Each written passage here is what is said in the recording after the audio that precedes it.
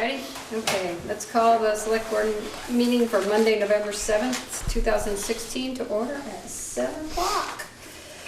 First, we have a change in the agenda. John Muntz has regretfully pulled his application for 32 North Street, so he won't be here tonight to present. So we're gonna try and move everybody up. First order of business, Pete Bouvier. Evening, everybody. I guess you probably all looked at what was mailed out to you, looking by a truck. Anybody's interested, that's... Yeah. Is it red? It is red. Good.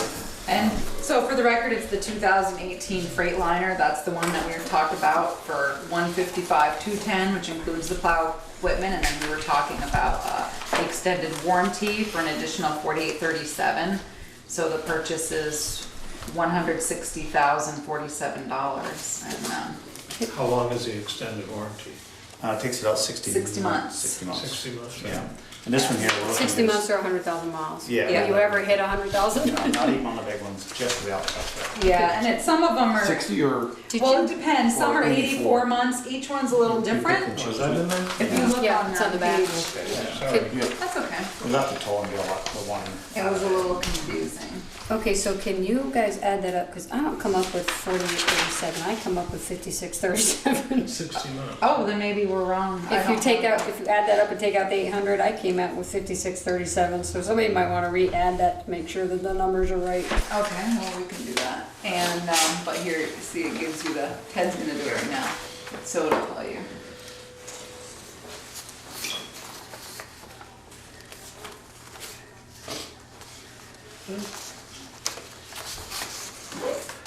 So Peter, you did say the truck committee, because I got a letter here from Peter that couldn't make it tonight, but he agrees with the truck committee's recommendation. Yeah, it's unanimous.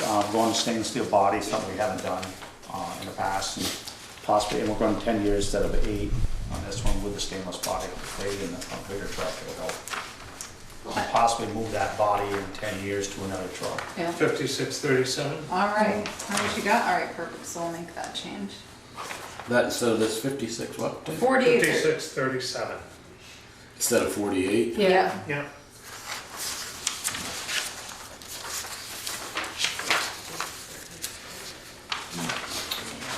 I move that we take the equipment committee's recommendation to purchase this truck.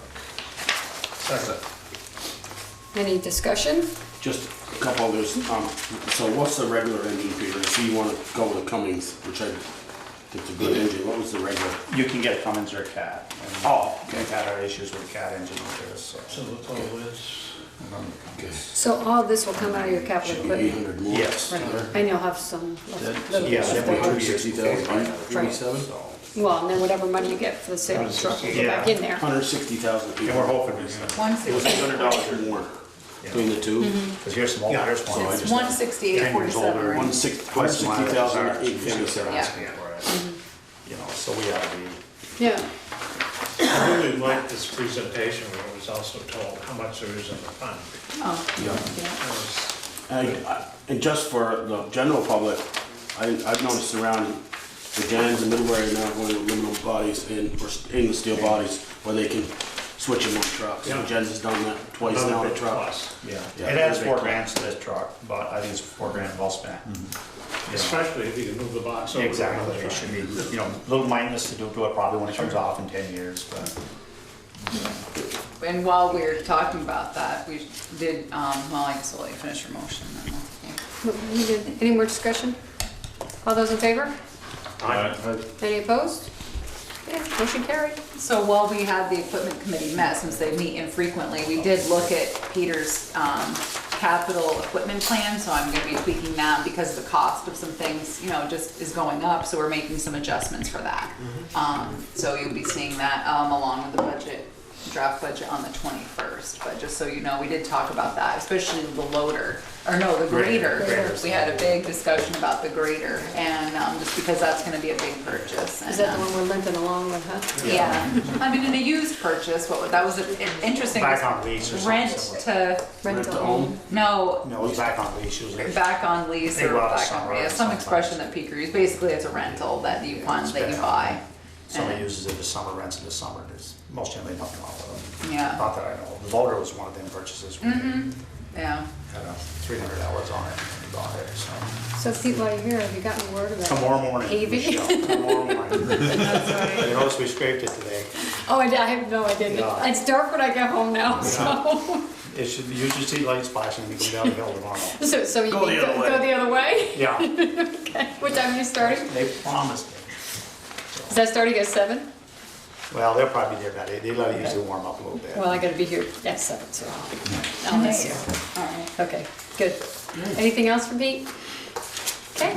You know, while you're putting that, maybe that equipment money together, if we could get the schedule too, it'd help us. It's in the, yeah, the way, I know it's presented in the It's in the schedule. town report. Yeah, I mean, that's We know what, what the next big things are coming compared to. yeah, what it is we- in there, and it tells you what it is and when it is, and we just flip-flopped a couple things this time because this truck had to go before The pickup's the next. pickup, we changed And it we're looking off. for a used one when we buy that. Yeah. Some couple, 3 years old.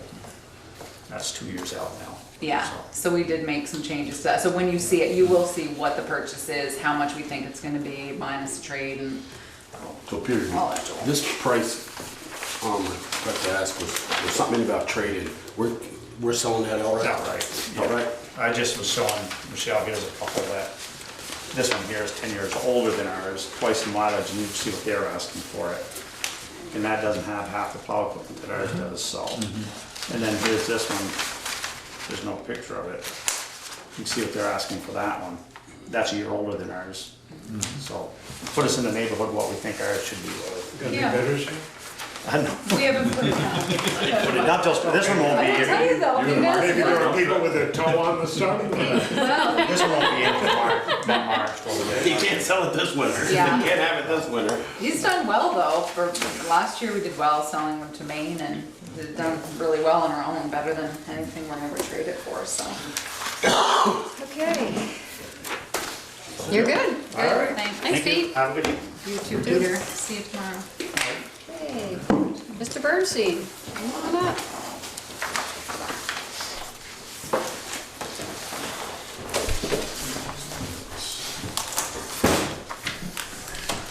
Hi, Bob. Hello, you all. Hi. I don't think I really know you. Michelle. Hey, Oh, Michelle. I'm sorry. It's okay, I know everybody else. Okay. It's because I don't live in town. That's why I was like, no, but you still live in the village. I don't The live in the old village. village, Yes. right? I live on the outskirts. The downtown. That's Yes. right. We don't have a village. That's true. We have a village, but it's not a capital V. That's right. There you go. Let's see, how do you guys want to proceed? At the beginning. Yeah, and what do you think is the beginning at this point? I think Or anybody? your written presentation was very thorough. I guess I'd like to have you start by answering the questions that we put Yeah. out. Okay. that we sent you. Although if you can give a brief overview, because nobody out in the public really knows what his letter Okay. said. So if you can give a brief overview of what your plans were. Yeah. So And- John Monk is completely withdrawn? Yes. Oh, And what is for, Tonight. so that the public knows? This is for 32 North Street. The sale of the firehouse. The public needs to Yeah. know. yeah, the acquisition and redevelopment, that's what we're calling it. So, let's see, a brief overview is, I would like to purchase the property for use as a museum of 19th century woodworking machinery, mainly made in New England. Let's see, open to the public, privately funded, a 501c3 organization. Most of the items already in my collection. I'm still working on a lot of the details. How do you say this? While I think I and the town with a T, not a T, small t, will be well suited to have this, it's a very unusual thing to do to start a museum. Doesn't happen very frequently. It takes a kind of odd combination of circumstances. In this case, I've been collecting these, I've had an interest in these things for many years, have been collecting them all over New England for about 10 years. I'm getting older and I gotta figure out what to do with them. I don't have room for them. as it is. The firehouse is a great adaptive reuse of an historic building for this. And Bristol is a good spot for it, I believe, also, in many ways. Not in every way, because Bristol is lacking in population to support it. Typically, you wouldn't have this. Although I do think there's a trend towards more of this kind of industrial technological museum and with antique machinery. There's a few new ones starting up, including a nationwide one in Bethlehem, Pennsylvania. I think it's called something like the Museum of Industrial Technology in the former, also adaptive reuse in the former Bethlehem steel plant, okay? And I think sponsored by the Smithsonian. Okay, overview? Questions then, the questions you guys asked me. And I think, and let's see, I want to make a, let's talk about the questions, as all 7 of them, and we'll go right in order the way you phrase them to me. How do you plan to deal with the septic issue? Let's see, I'm not sure I understand the current state of the septic system. You're not alone. Get in the ship with us. So the rest of us don't need Let's see, I'll ask You flush the toilet, the water goes down, it doesn't come back up. We don't know where it goes. it does go down? It goes down. Toilet empties. So Well, there's a plus maybe, I don't know. it hasn't technically failed. That's apparently an engineering term that we're not willing to use. However, we're not sure of the location of it, and the town, the select board is not allowing whoever purchases to connect to Yes. town septic. Yes. So it's definitely something that's going to need to be investigated and I would say most definitely addressed. There's gonna, on-site septic somewhere. Well, very fair to be said. Now, however, if it's working and we may have smaller flows with a museum than we did with a fire department, I'm not sure of that. Perhaps and indeed I say this, so I've written answers to all these questions, by the way. Yeah, you'll have to get a hold of the septic, someone from the state and work with them, because the town doesn't have septic regulations, we adhere to the state, so you'll have to get in contact with someone. Let me, again, I'm not afraid to do that if it comes to that. What makes us think that I have to get in contact with the state if there's a working septic system at present? Because I think at one time, correct me if I'm wrong, Peter and Joel, I think that did you have a sewer smell in your basement at one point at 32 North Street? That I don't remember. I can't remember. No, I don't think so. Because we don't know where it is as far as location. We don't know if it's accessible, if it's in the basement, because if you have to do any structural engineering to jack the basement up, because you can see where the big chunks of the basement are missing, it could be under there. Yes, so it will most likely behoove you to locate it. And maybe you don't have to fix it up. I don't know. Indeed. But I think finding it would Well, be that's all I'm saying is there's a lot of unknowns and I'm willing to face them Absolutely. one at a time as they come along, rather than say to you folks who asked the question, what are you gonna do? I don't wanna say, I'll make a new septic system. That would not be my first step. Although I think my first step upon purchase might be to ask a septic system designer to investigate the property and see what the possibilities are. Yeah, and we did not do that, and that's true, and there's obviously people in I'd really like to see Bristol that done, as opposed to doing it afterwards. Finding out that there's a problem and having to address it then, do it now. Investigate it, find out what it is. Well, that's not my inclination, so I want you to be clear about that when you hear me here tonight, okay? And my inclination is, let's see, I have several thoughts and no foregone conclusion. One, I think it might have smaller flows and less need for septic.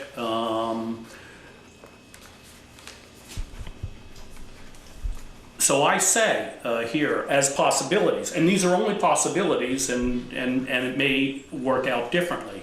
I do say that I will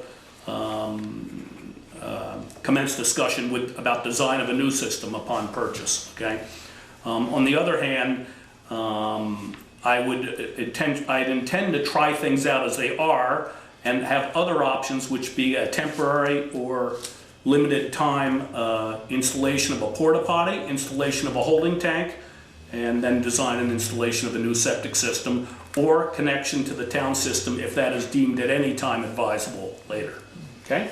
I want to hold out the possibility, even though you folks are not in favor of that. at So this you're gonna, present. what you're saying is though, you would commence discussion upon purchase with. And not just discussion, I think I'd actually with hire a septic- design. With a septic Okay. designer, okay. Okay. I can tell you, Bob, that septic people have taken their, Oh. they flush the, what they call a little mouse or whatever down the toilet and Oh. sends back a bean so they can find it. That was done at least 3 times to my knowledge, and no bean came back.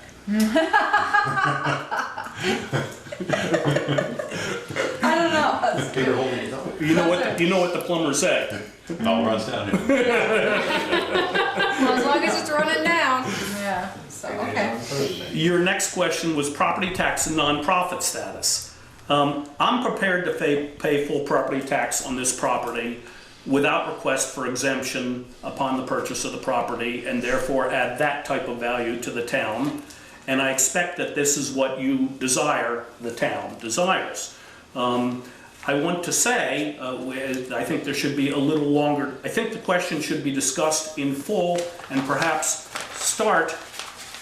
So having said that, so I'll go forward with that, but I will also say that I think I thought about what is best for the community and point out as a starting point for a further discussion, despite that I think the town will likely desire to collect property tax for the first time in over 100 years. It is certainly worth the town's consideration that other value that's added with a new cultural facility, and this might offset the fairly small amount of tax dollars involved in the future.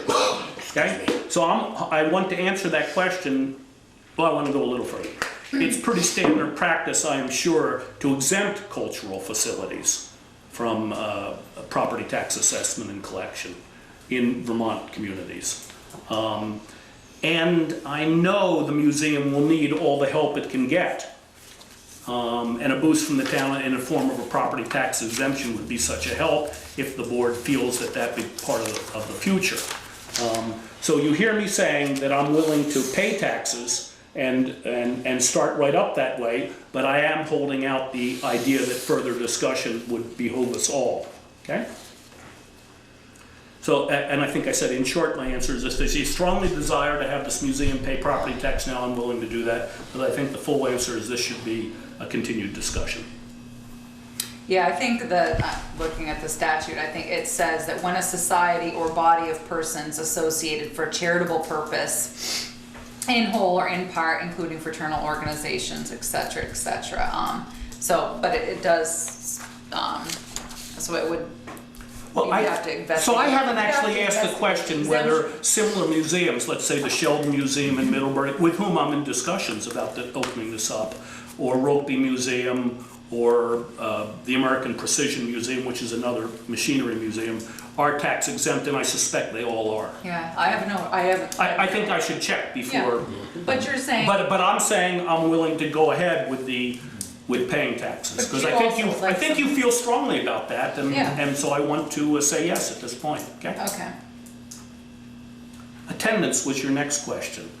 I have a long answer to that. I'm a talkative guy for one thing, and I have strong ideas about a museum, which I've had long before this opportunity arose.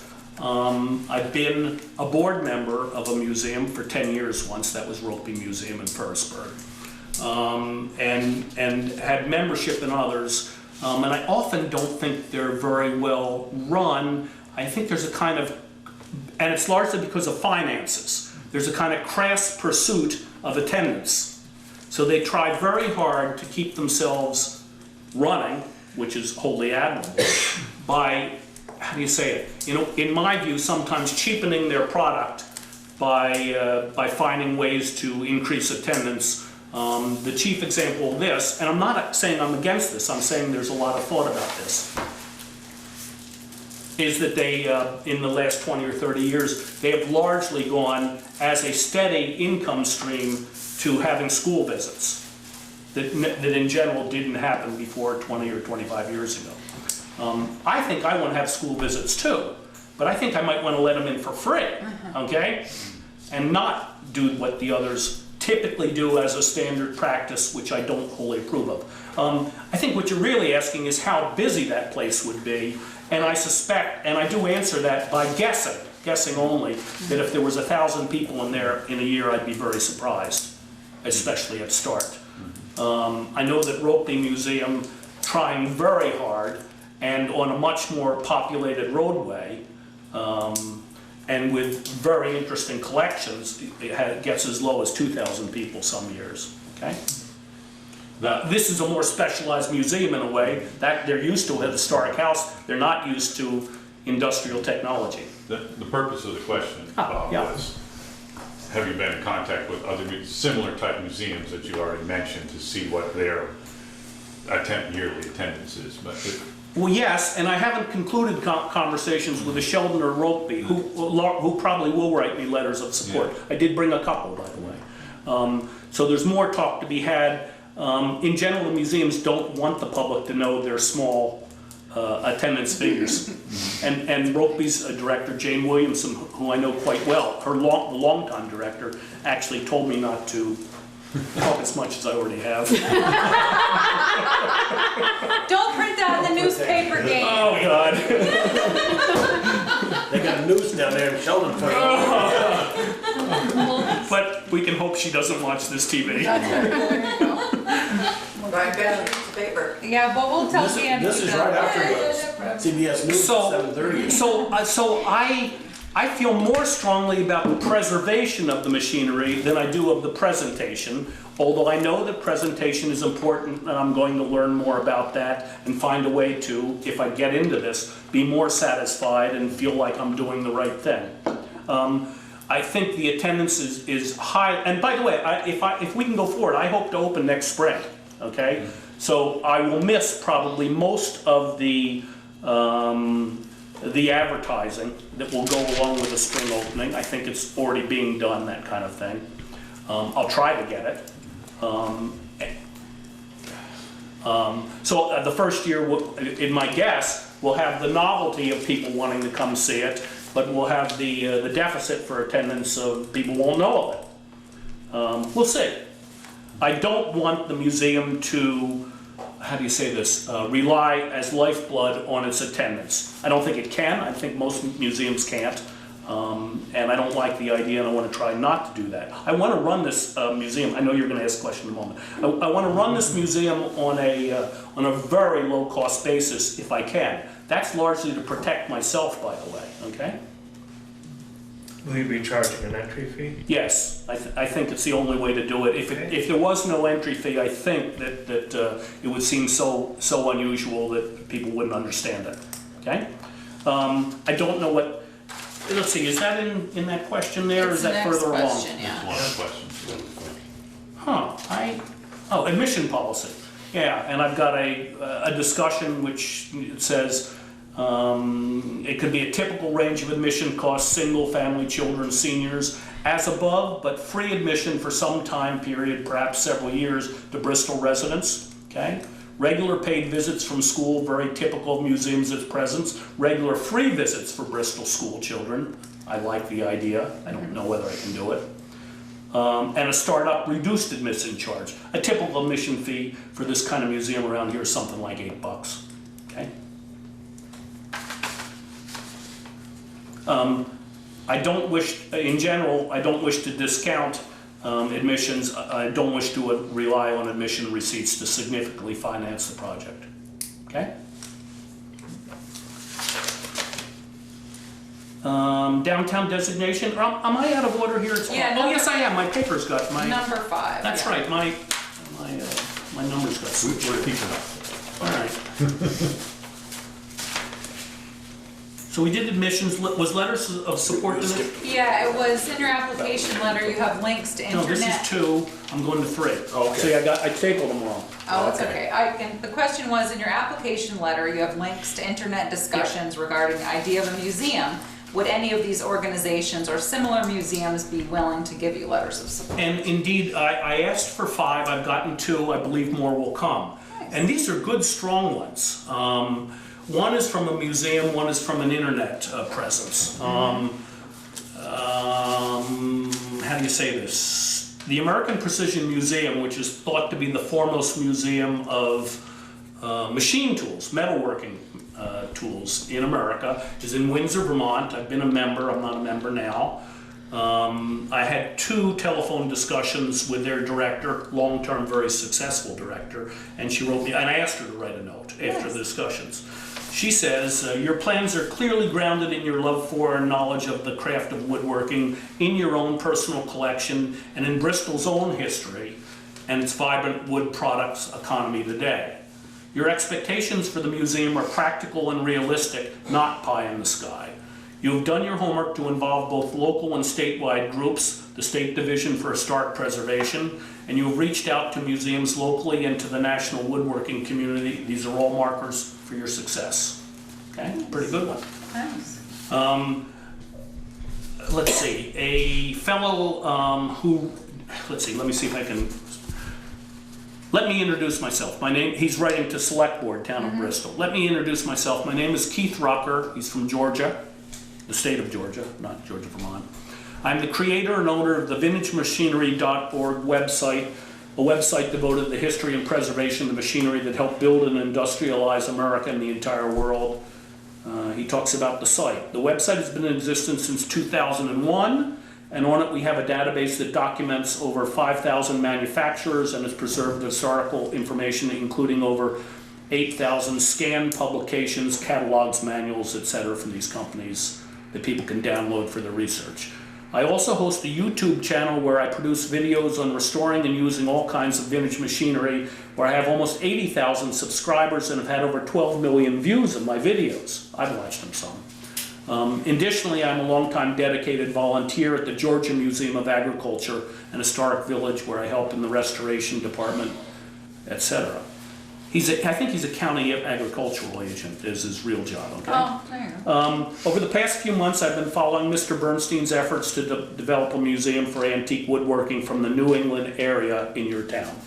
Being involved in a museum myself, I understand the difficulties in trying to get something like this established, but I also know that it's a worthwhile goal. While I have to admit that I've never actually met Bob in person, I have known him through correspondence via email and discussion forums over many years. I know a bit about his personal collection of machinery and its ties to his family. You don't know that yet, but there's something. In my opinion, Bob has a very unique collection, and a collection that has a very interesting story behind it. I can also tell you that Bob has done a tremendous amount of research over the years in this area and has contributed a wealth of knowledge to the vintagemachinery.org site. In my opinion, he is truly one of the few experts in the history and development of 19th century woodworking machinery, and is uniquely qualified to take on a project such as this. I hope I can live up to that kind of stuff. And he finishes by saying, I strongly encourage you to give him your support. Nice. The next one must have been going back to this page. Downtown designation? The inclusion and present non-inclusion of this property in the downtown district is not an important factor in my thinking about this project. I have no idea of changing plans one way or the other. I do note that it seems the town might desire this inclusion of that property there, and that I would be supportive of this, and I think it would be helpful to the town and then perhaps the museum. It doesn't change my current plans one way or the other. Okay. Permitting. And the question was, if your zoning permit is denied, what would you do? An honest answer to this last question, what to do if your conditional use permit for this adaptive reuse is denied. An honest answer is put forward several ideas. One, I feel very certain that this use will meet the proper criteria for this location, and the permitting authority will be able to see that. By the way, I've spoken with several of the nearby organizations, including the library, to see if they were comfortable with this. I've talked to the police chief also, and to the neighbors, some of the neighbors, and they were all supportive. No one raised objections. Maybe people come out of the woodwork when something happens. I wouldn't be surprised, but nobody raised any objections. All right, that's kind of about the feeling about the place, but the zoning. As the developer of the proposed museum, I have no desire for real estate profit from the property, utilizing it as anything other than what I've proposed. So it is at least possible, in the unlikely event that the permit for the museum is denied or comes with conditions that can't reasonably be met, I would then be in the position of having, perhaps in the position of having to dispose of the property. I see myself as a museum developer and nothing else. As a practical matter, though, I can see that another view might be more politic with you folks, okay? And it might also be possible, and that would be to try to use the property and the buildings for another purpose. A Bristol developer has proposed to me another use, one that he believes would be permittable and successful in that location. This has been a private discussion so far, and one that I hope has no future, because I want a museum, okay? I wrote, the one, I have, let's see, we've gone through all the questions, I think. Yes. No, there's one more. Oh, thank you, what have I left out? The intention of the building in the back. Right. Oh, I want the building in the back as a museum exhibit space. Okay. And I thought that was a leg up on my proposal on others, because that building is good. I like it. Everybody else thinks it's a liability, I think, and I'm happy to have it. That's going to be excellent. Maybe the main exhibit space. I certainly want to do exactly what you folks want with the front building, the historic building, and keep that restored and make it presentable and usable again. But the back building is just as valuable to me as exhibit space. Okay? Clear span? Love it. I have one other question that Please ask away. I just came up. Do you have any intention of doing like demonstrations of this equipment and how it works? And So I have not been a fan very much of demonstration type things at museums. On the other hand, it is the modern way. Everyone says that people don't like static. They don't want to just read a placard and see a machine. I do, so I have made plans that I would say, Peter, I'm still thinking through. Because despite all this machinery, I'm not that much of a woodworker, okay? I use them all, or use a good many of them, and I have a great woodworking hobby, but I'm not a craftsperson like many are. I know you have an interest in some of this stuff, and I appreciate that. I have modern equipment though. You have modern Oh, by the way, so I didn't initiate it, but the Addison paper has talked to me on the telephone today, and then sent a newspaper, sent the photographer, Trent Campbell, and we went up to Lincoln, because most of my stuff is stored away or in workshops that are, unsightly to photograph, and the only thing I could think of was a giant lathe I have up there that I've had since 1977 or so. It's a 10-foot bed, cast iron bed. And he got a picture of that, so I guess if I win this bid, they'll put an article in, show a good lathe, good big lathe. Me standing next to it. So Peter, the answer is very likely there would be something like that, and I would be careful in a number of ways there to design this. I know there's going to be insurance questions then. There's going to be a different, they're kind of workshop-y questions rather than museum exhibit space questions. I did do a preliminary drawing where I saw room for this. I did have an idea. And it's a great idea. Whether it can actually take place or not, I don't know, and it will require volunteers other than me. I thought one thing that people could do to utilize antique machinery and have people see them using it is to actually make the museum exhibit props or furniture on the machines that are there. Not on the exhibit machines, in the workshop area. And to that end, I actually brought in some pictures which you guys will think were very odd. I'm just going to turn to them quickly. These are pictures of the 1876 World's Fair in Philadelphia. Oh, wait a minute, I'm going past, there's two books that have them. So you're saying you would just have samples of what could be made off those equipment? No, what I'm saying is I have a tentative plan, only tentative because I think it's hard to do, where they could actually make some intricate woodworking of this nature. These are actually World's Fair exhibits from 1876. Pass it around, and I think this one has some also. Yes. Now, I don't think we can be quite as Victorian as these pictures, but Amazing. Amazing. Yeah, it is. I mean, But, Michelle, I can ask you. You said that the back building is foremost, yeah, you want that as well, and not just the front. That's right. But what if this sewer, to go back to that stuff in the ground, going in the ground, what if that says, they say it's gotta go right there? What does that do with your whole scheme and say, now I don't have enough space to put my equipment, number one, and it's getting too costly because I can only store a third of what I really want to store, display, only a third of what I want to, if the back building had to go. I don't know let's see, let me try and think on my feet, Joel. I don't know what to think I could do in that situation. I've got to find a better solution for the septic than that. That's what I got to do, because I need the back building, okay?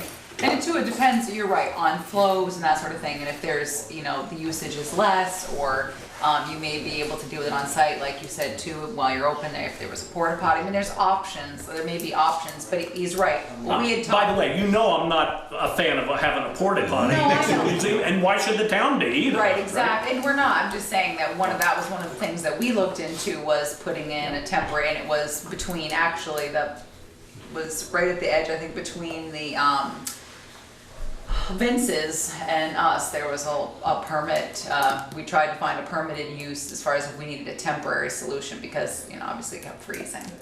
So we were having problems then. So Green Mountain Engineering did look at something, but I think you would be smart to get somebody in to take a look at it in that case. And you've heard me say that will be a first step to work on that. But Joel's question is pertinent, because I don't know there's a kind of checkmate in games sometimes, and I don't want to get to that checkmate. My question is, before you lay out, besides the purchase price and the financial to refurbish it, are you willing to spend some upfront money with an engineer, a few $100 or $1,000, and said, I can't make this. The engineer can say, yeah, I can make this work with two buildings here, or I can't. Well, maybe that's the way to say to have tonight's Hey, meeting. don't talk about it, he's trying to buy it. Yeah. We want to sell it. We want him to go in with eyes wide open. What you're saying is a way that affords more protection to me, I think, right? Well, I didn't say that, but I'm just saying, if I was going to lay out this kind of money, maybe I'd say, well, I think I'm going to spend some up front before I sign on the bottom line. And is that something that Robert Bernstein is willing to do? Then you'll say, no, we don't. I've decided not to, or still I want to. And then another question I had. You said you were hoping to apply for a 501c3. If you applied for a 501c3 and was granted it, would you in 5 years say petition the state or the town to be tax exempt? Well, there's no question that I think I've already said this clearly. I mean to have that ongoing discussion. And by the way, this will be a 501c3. At present, I have at least a tentative offer from an existing 501c3 to be one of their projects, okay, rather than having to create a new one. Okay. I just say that, Robert, No, because I'm I want it on record, because No. we had a watershed in town that was going to buy a couple of 100 acres of land in the city of Agenz, then did and said they were going to pay taxes, and they didn't until they were 501c3, and now it's exempt. Well, so just want it on record. you should be clear, we should be on record, that if it is your strong desire that this be a tax-paying entity at present upon transfer, I think that's how I have to make the deal. On the other hand, I want to reserve the right to have the discussion further, because I think it would be very unusual, and perhaps not even to the town with a small t's benefit, to be paying taxes on something like this. It would definitely be unusual and might not be to the town's benefit. And I say that only because it's not so much me here, because this is not going to make me any money, I don't believe. This is a venture of, how do you say it? Of love. Yeah, Right? A labor of love. And I'm going to need all the help I can get. As it is, I'm way out on the end of a limb.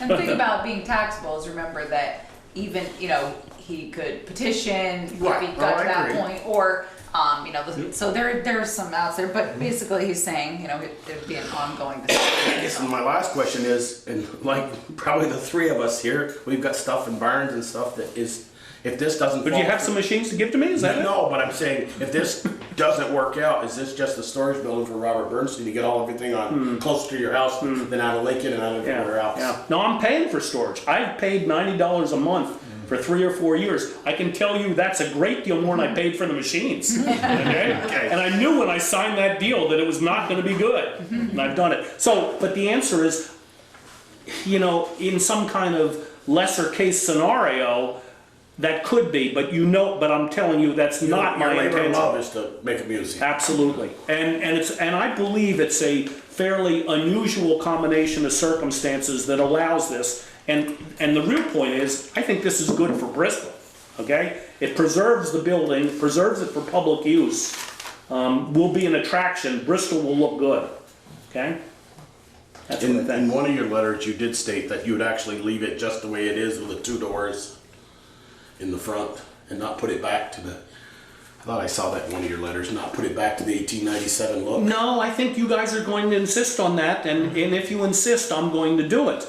But there is, let's see, I already uncovered an interesting point in that discussion, which is I called the State Division for Historic Preservation that gives grants for this kind of thing, found out that the building is eligible for that kind of grant.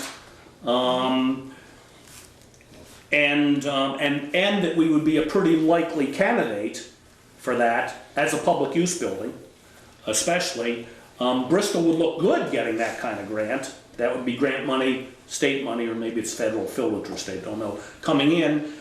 But their deadline for the 2017 construction season, 2017 I'm saying, is already over. So our timing doesn't meet their timing.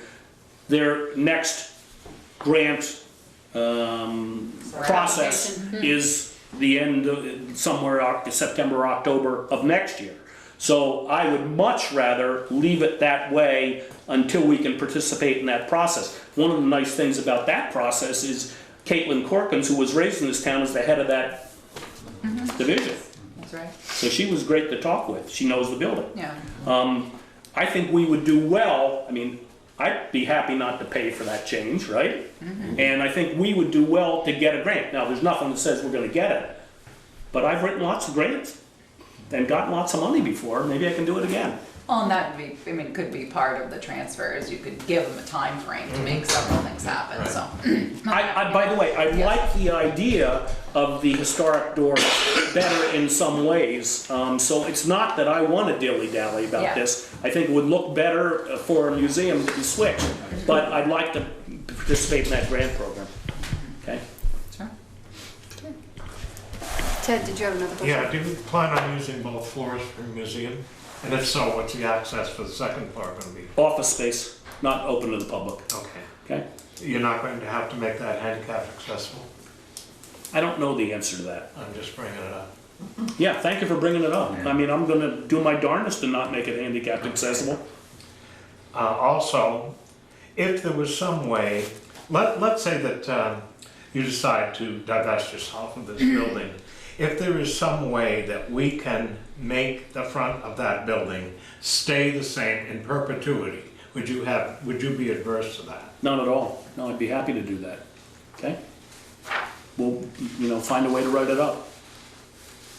Then if I had to sell it, I'd find a way to write it up. I guess that's It would just get a lawyer, figure it out. It would be Whatever. a covenant within the deed, so. Yeah, exactly. Right. Good. Anybody else have any other questions? Let's see. Anybody else? Yeah, I got some more questions. Okay. What's the time frame? Do we know? In the, well, see if it changes now, but in the acquisition and redevelopment packet, what we had done was that we'd hoped that the 2 applicants would present during the select board meeting, and now down to 1, and that it was hopeful in November that the final applicant would be selected and the property transferred. And of course, November. Yeah, and of course, the disclaimer is that the town of Bristol reserves the right to refuse any and all applications, Yeah, and of et course. cetera, et cetera. But, so we're on our timeline. For the moment, anyway. For the moment, but I will say this is, you know, as I'm sure certainly you're aware, Bob, is there's a 30-day period in which we have to advertise the sale of the property to adhere to all the state statutes. And, but since we, you know, I can't advertise till I know who they're gonna sell it to, so, because we have to adhere to 24 VSA 1061. So we have to, 24 VSA. Thank you. 1061. So we have to adhere to that, so that could slow it down a little bit, but obviously I can't advertise till I know what their decision is, so. Good. So it could be, you know, December or January, depending on how big of a rush you were into. Well, let's see, so just so I think you know where I stand on that regard, the sooner the better, if I'm gonna be the one. Okay. I'm scared of doing this, but if I'm gonna do it, why wait, right? Rip the Band-Aid off, right? Somebody else. That's right. Go ahead. You said you had a question. For the grant, Bob, is that dependent on the downtown designation? No, Okay. thank you for asking me. No. But you do know, when you get those grants, you have to use their people. I think, Sharon, we will be happy to have if we should be so lucky as to win that grant, we'll be happy to do what they say and, No, it was. you know, and spend the money and use their money, whatever comes out, whatever combination. That'll be good for us to have that. So, and, by the way, don't anybody say I think that I said I know we're gonna get it. All I know is that we should be applying for it. Right. You just know you're gonna apply. Yeah. Exactly. Right. You use the word you, and he uses the word we. Yeah, well, he would apply. apply. Yeah, you don't have to apply, I'll do it. He's the collective we. I think it's. Let's see, the point of this, let's see, my main point in this discussion for you guys, even though I brought some more stuff about woodwork and history and its connection with New England and in Bristol. But I think maybe that's, you know, for you to learn if we go further. The main point I think though is this museum project there, and for this community, extremely positive use of the historic property for the community. It's going to provide benefits, even if it's a small enterprise. Our name is going to go around for this. Oh, what was I going to do? I was going to bring. Yeah, I just happened to pick this up in I forget where, some tourist thing this weekend. And here they've got these Explore Vermont byways. The Lake Champlain byway is the one that's closest to us. They have a Northeast Kingdom. They have a Molly Stark, Bennington, Stone Valley, which is Paulet and Castleton, I guess. Lake Champlain byway, they go from north to south. No, south to north, Orwell, Sheldon Museum, Middlebury, Chimney Point, Addison, Champlain Maritime Museum, Virgins, Philo State Park, Charlotte, Shelburne Museum, Fiddlehead Brewery, Shelburne Farms, nothing in Bristol. This is the kind of thing we'd be on. And that's gotta be good for us. So you could work with the state, I think. Of course, I don't, how do you say it? I see this as something that the state wants as well as me, okay? They want more of this cultural attraction. I had one more question. You'll have to see whether you can answer this one. So I had an offer price for this. Is it public at this moment, the offer price? We haven't disclosed it at all because there were two, and one of the things that, in my mind, that the select board has said was that it was very, for them it was more about the use than the price, but now you're the only offer, so. That's right. So now I'd like to know what the other guy offered. Twice what you offered. Good. Are you teasing or are you? No, straight up, honest to God. Oh my gosh. All right, I guess I did the right thing. I'm not joking. All right. So in a way then, aside from laughing, let me say that I want the town to feel like it's getting the proper value. And maybe I've presented a strong enough case that there's other values beyond the amount I've offered.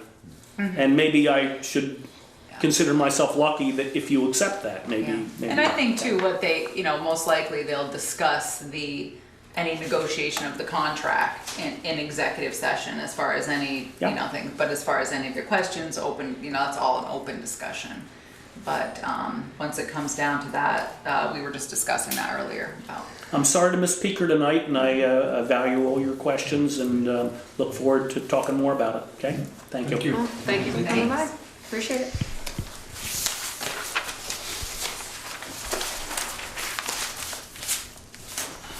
Would you do me a favor and make me a copy of those letters, just so you can shoot them to me via email or whatever Yes, works for you? Let's see, I think I'll give you paper copies. I tried to, how do you say this? I have a new Scanning. email program and somehow I can't find, he just sent me this thing this weekend and I can't get back to Okay. it. Yeah, no, that would be Okay, great. And we- I tried- You can even use our photocopier on the way out if you want, and just leave them on Pam's desk. Is it on? Will I know how to use it? I think so, yeah. All right. If not, my daughter's out there, she could probably figure it out for you. Yeah, that's right. You just put them in and put them right in the top and push the. Push the green button. Let me get out of your way and try and make the copies. Thank you. All right, thank you. Thank you. Bob Hall if you need. Sharon will help you too. She's out there. Hey. Pro. Mr. Nason, come on up. Kevin. Kevin? Well, thanks. Days before beauty, is that what that was? Something like that. So you should, I've already met Bruce, but you might want to introduce yourselves. Nice to meet you. Nice to meet you. Michelle Burley. Nice to meet you. See you again. You again, yes. So, the chief submitted today the, Bruce's background investigation, which was short, sweet, and all good. And, but maybe you just want to talk a little bit about your history in law enforcement. So we'll hit the highlights for the board. I've been in law enforcement for 22 years. You have to excuse me, I'm still recovering from a cold. Well, it's a good thing you're sitting next to me. Yeah, next week. Pass it back and forth. In New York, I worked with the Saranac Lake Police Department from start to finish, did 20 years. Started out as a patrolman and retired as chief of police. We had an opportunity to move over to Vermont. My wife is from Vermont, and unfortunately her stepfather passed away and wanted to keep the property in the family, and my wife wanted to move. So that's why I'm here in Bristol. We have an 8-year-old son.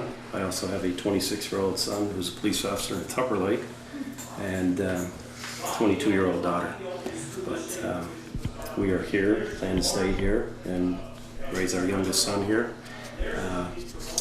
I'm currently with the Addison County Sheriff's Department, been with them since April of 2015 after I completed the waiver school. Some of my training in New York didn't just transfer over, I had to do some training over here. So I feel I have a lot to offer. I enjoy doing police work. My entire career was with a small agency. Okay, It is. But not 4 square miles, I think you said during the interview, Yeah, correct? that's approximately 4 square miles is what the village of Saranac Lake was. Yeah. The population was about 5,200 inside the village. So I'm used to community policing concept, and I'm very interested in working here.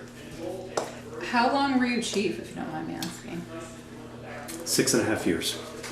I was just thinking, I never asked you that before. I was just curious. So obviously, as I said in the letter, that myself and Kevin and Justin Bouvier interviewed Bruce and another candidate, and we're certainly recommending that Bruce comes on to work in a part-time capacity for the Bristol Police Department at a rate of $25 an hour. Need a motion? We do. Yes, we need a motion. So moved. Second. Any more questions, discussions? No? All those in favor? All right. Any opposed? Now put in your pitch for high bailiff. TV Thank you for camera, the right? opportunity. Yes, I'm also running for high bailiff. That's right. Oh, tomorrow, 7 a.m. to 7 I guess I p.m. think that one follow-up question. Do you still plan on staying with the Sheriff's Department full-time? At the moment, yes, I plan on staying full-time with the Sheriff's Department. Are you qualified, all your qualifications from Vermont? if you had to be full-time? He's full-time I certified. am a full-time You are certified. full-time certified. Yes, Okay, that's full-time what- certified. Yeah, okay. Yes. Great, Painless, Thank you. there you go. Thank you very much. thank you for coming. Really quickly, you're gonna notice that some of our officers are getting a little shaggy. We have joined with Middlebury Police Department to support Camp Tecumseh. No shave November. No shave November. No shave No shave November. Beards will be Kevin authorized. started in October. Late October. Beards will be authorized started December yesterday. 11th. I spoke with John Flowers earlier today and called me, and I told him this would be the first time since 1979. I've always served in uniform, and this would be the first time that I've grown a And beard. facial hair, huh? Yeah. You guys will keep it clean though. Huh? Or you can't Keeping touch it it. clean, he's saying, Keeping it tight. You ever watch Duck Dynasty? You're now. That's what I don't want. Easy You got talk, that. yeah. You can do that in a month, though. I just wish it wasn't gray. There you go, that's right, Randy, that's what happens. So if anyone feels like throwing us some money to help Camp Tecumseh, I'm free. It's not right now. Yeah, there you go. You got a webpage to donate to? Huh? Don't you have a webpage to How do donate they to? donate? How do people donate? I told them on our Facebook page they can stop by the PD, stop by here, or call us and we'll stop by. Okay, perfect. About an hour after that, somebody asked me to drive to Florida to pick up their donation. I said, I don't think. On your time. Well, how Sounds big good. was it? How big Depends was it? how big the donation. She said $20. $20 if I drove to her house in Florida. There you go. All right, well, thank you so much. Thank you. Thank you. Welcome.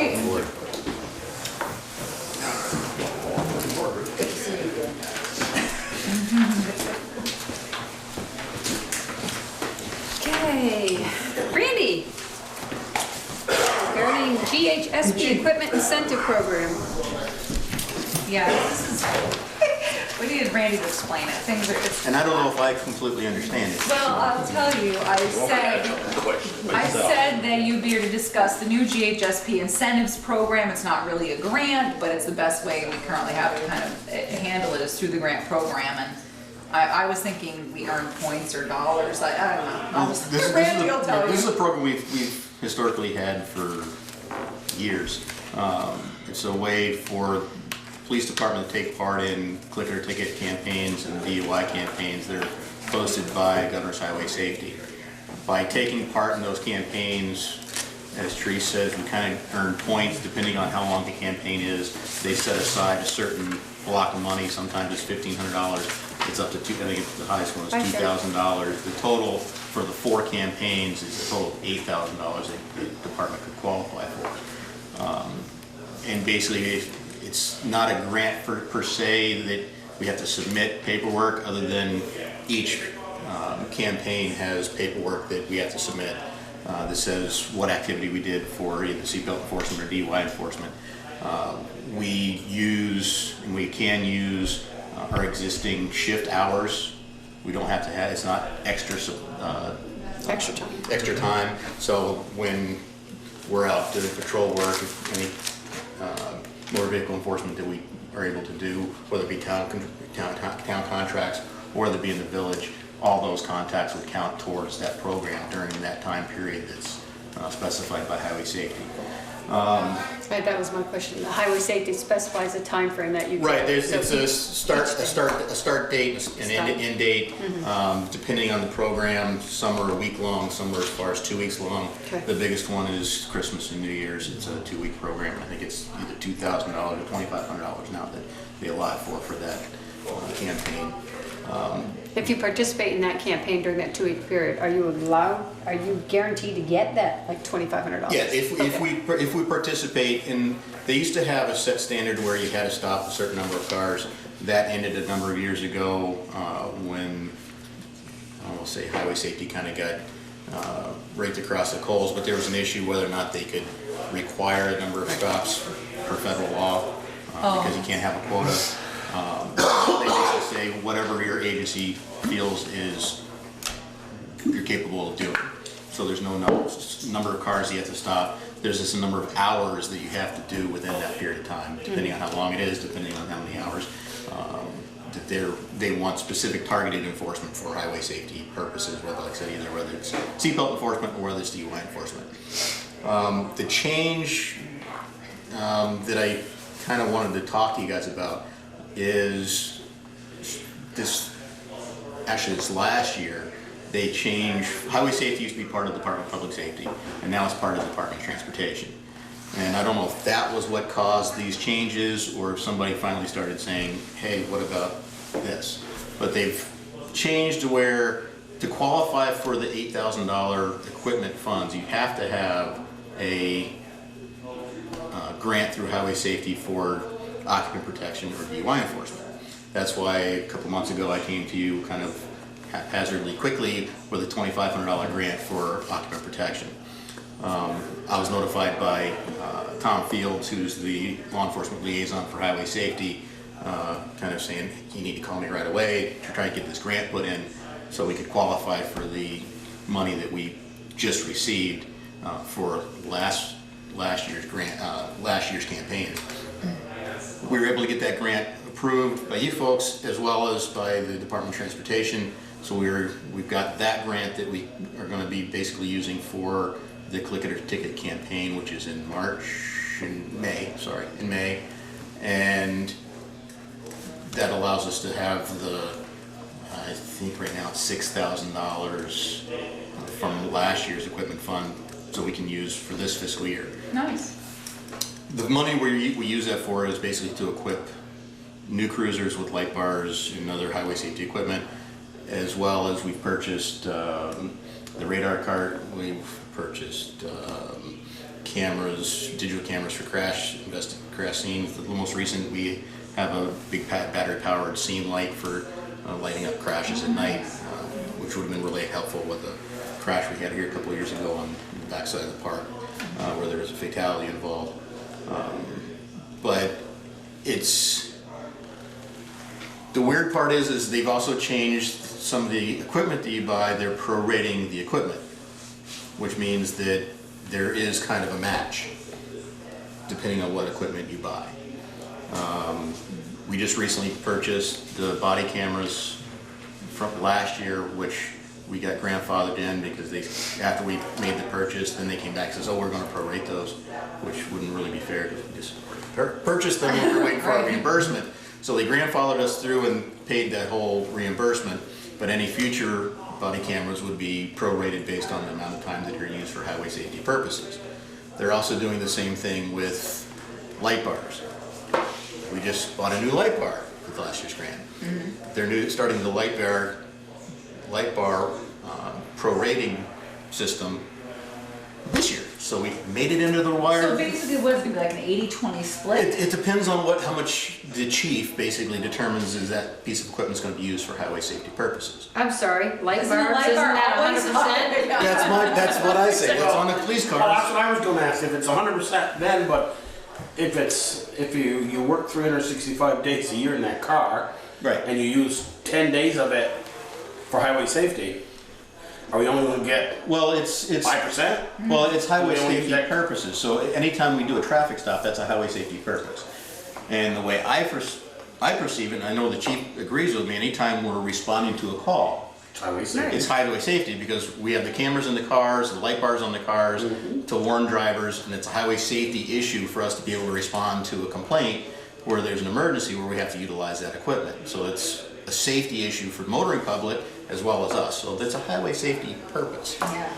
They really haven't come back to say, Governor's Highway Safety hasn't come back to say, this is how you're gonna document Right. how much percentage it is, whether it's just a letter from the chief saying this equipment's gonna be 100% use of highway safety purposes, or whether there's gonna be some form to fill out. Yeah. I've sent an email and I haven't received a response back as far as how that's gonna be That's because they documented. haven't figured So it out what's your- yet. And it could be that we haven't figured it out yet. So is your plan, Randy, to just have Kevin budget extra money for to transfer into capital equipment as part of the budget to cover that? Or? Again, it really depends on what equipment that they're gonna try to requires Yeah. to prorate. So far, the only thing that they're prorating is the body cameras and the light bars. We made our purchases for those, we made it kind of under the wire, so we don't have to prorate that equipment. The light bar we just purchased was $2,300. And we're waiting for the reimbursement for that. That was just sent in last month. So, like I said, I just wanted to make it a little clear Yeah. as far as whether or not there was a match required, because potentially there is. The other side to this is the $2,500 grant. There's, the match is that we're not getting reimbursed for the mileage that we use when we're doing that specific grant. But the way that they figured, highway safety figures that, adds a whole nother, they have a per hour idle rate that is a federal per hour idle rate for a car, which is like $18 an hour. For heaven's sake. So they're basically saying you can use $18 an hour towards your match because you're not being reimbursed for mileage. Yeah. So, I mean, it's, So if you're on Click It or Ticket for 4 hours that night, you get our match is the $18, whatever it is per hour times 4. So it's 60, 70 some odd dollars is the department's match of that. I have a question. When you participate in these things, Randy, Click It or Ticket or the DUI, whatever, as part of this, you're outside, you may be outside of Bristol, right? Sometimes I see people for Click It or Ticket that aren't Bristol or local police.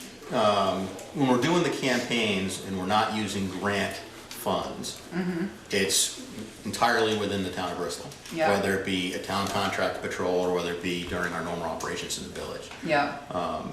And again, we're not using extra money on top of that. It's just part of those. We're just counting those stats towards that campaign. Right. The only time that we'd be outside the village or outside of town would be the Click It or Ticket campaign. Okay. The task force, which is, like I said, in May, and that's what the majority of that $2,500 grant is for. And so it's not necessarily, or is it, correct me if I'm wrong, you may not be in Bristol during Click It or Ticket for May. Doesn't that task force pick the locations? Right, there's different, it's within Addison County, typically, in years past, they have done a checkpoint in Heinsberg, but typically it's in Addison County. So they may say they're going to hub around Bristol one day, and the officers that are working that task force would meet either at our office or a designated area in Bristol, and those officers would be patrolling the area. They don't just necessarily do Bristol, they may go as far as the Starksboro and the Moncton and the New Haven, and maybe down south into Middlebury, and then the next day they may say, well, we're hubbing out of Moncton. Yeah. So they may, those officers will go to Moncton, and they may come down as far as Bristol, they may go still over to Starksboro, may go over to Ferrisburg. So if people see Bristol cruisers out and about in May, it's part of don't panic, it's part of the... Right, it's part of the task force. Okay. And that's been something that's been going on for a number of years as well, as far as, we did take part in it last year because we didn't have the funds. Right. Jens must have been in it this year because I happened to see them at the rescue squad Memorial Day. Could be. Right. Like I say, it depends on whether or not the agencies have got grant funds to warrant them going out of their primary area of patrol, or whether their department head says, yeah, we want to be part of that, we don't care where it is, and just pay for it out of the department budget.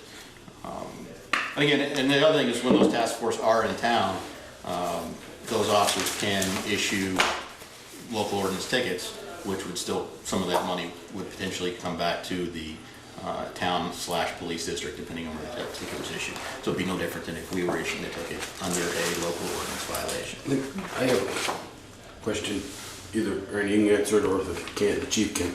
How many hours normally do we participate, our officers in our cars, in Click It or Ticket or DUI in a year? And the cost of that versus the 8,000, where does it wash? Do we put in five of our own? It's pretty, I don't have the specific numbers for each campaign. I believe the campaign that's coming up that's going to be over Thanksgiving, I think they're requiring 32 hours over a week. No, that's not right. Over, like I said, I don't necessarily want to guess, but we're using the stats that we have under our normal operations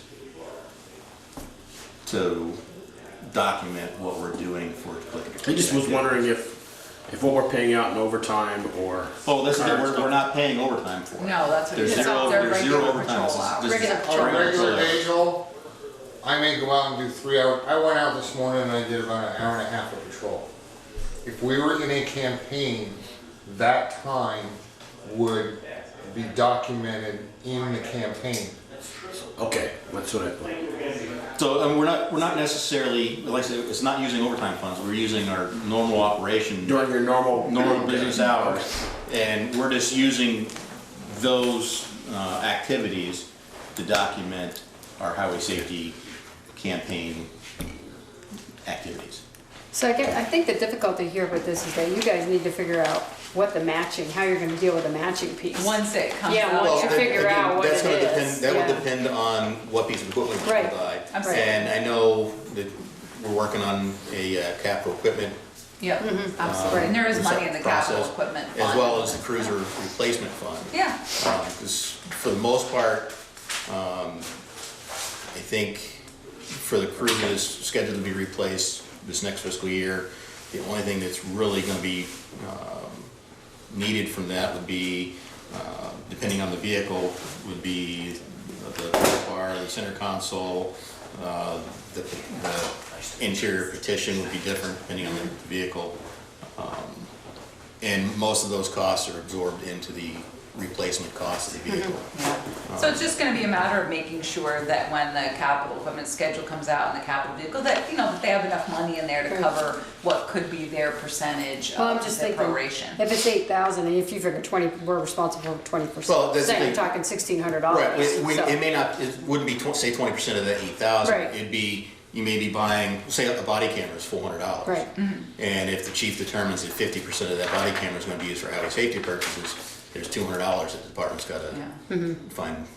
Yeah, so funds maybe, for it. so I think Michelle's right, though, you just kind of pick a number, 35% of yeah, pick 8,000 or something, something. just to make sure you have enough set aside, but I Right. think that's a Right, good, but you that gotta makes put that in sense, your Randy, budget or so- figure it out in the capital fund, capital. And as of right now, that, like, there's no more planned purchases that I've been told that are gonna be a prorated type Right. item. Yeah. So I think it's, I don't know if it has to be a motion or just consensus of the board that the Bristol PD can participate in this equipment incentive program. Somebody And wanna- Call for it. just the 4 campaigns, there's one on Thanksgiving, one between Christmas and New Year's, Labor Day and Memorial Day, are the 4 campaigns throughout the year. Somebody wanna make that? Labor Day, Memorial, I'm sorry, I have to take minutes. Labor Day, Memorial Day. Okay. What's that? We have a consensus that they can participate? Is Thanksgiving, everybody yes. good with that? Yes. Okay. Guess you're good. Could I Sure, Kev. add one thing? Earlier, Therese mentioned something about people commenting about the cruiser being out of the village in May. There are a number of reasons that our cruisers or our officers take a cruiser. They don't go by themselves. Go out of the village for investigative purposes and whatnot. What I've always said, and it's probably important to say in this forum, when a person has a concern about a Bristol officer being outside the village, what helps for us to answer that question is when they saw it and the date. Because what had happened in the past is somebody would say, I saw the cruiser in Moncton like 3 weeks ago. Well, I can't really tell you what they were doing 3 weeks ago. I could do an extensive search and maybe come up with an idea. But if I know the date and time they saw the cruiser or they saw the officer outside the village or doing something they questioned, I can look into it very, very quickly. The radio log comes out to do it pretty detailed, and it's really hard to hide a police officer when he's got to document everything he does. It's hard to hide a black and white car. That's right. Well, thank you Well, thank you. for coming in and Like explaining. I said, it's, I like the catch-22 comment. well, it's, Yeah. it's too, so. It is, but no, so thank you for coming in Yep, and like I said, explaining. I don't know if it helped clarify it or if it made it more confusing. No, but I think like it I does. said, It's just because it's not technically a grant, we're just trying to work it out in the system. So thank you for coming in off. Thank you. Okay. Public forum, opportunity for citizens who are not on the agenda to briefly share comments and concerns with the board. Jimmy? You got anything? Dan, you got anything? Yeah.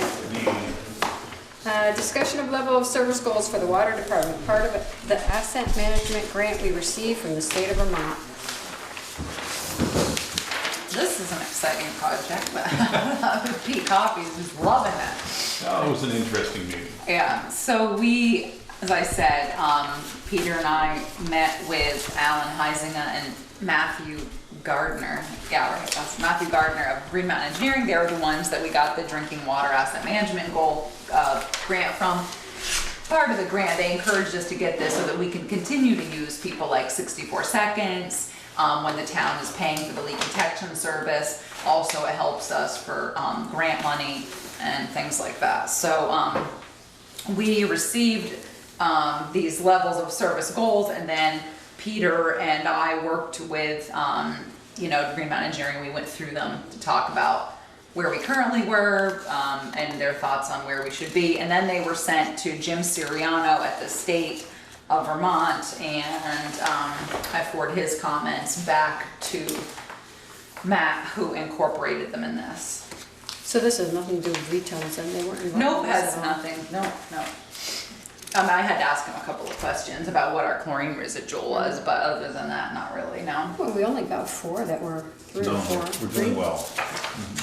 Yeah, we are doing well. I mean, and it's interesting because, how often are you gonna meet state and local health-based drinking water regulations? Well, we're like all the time,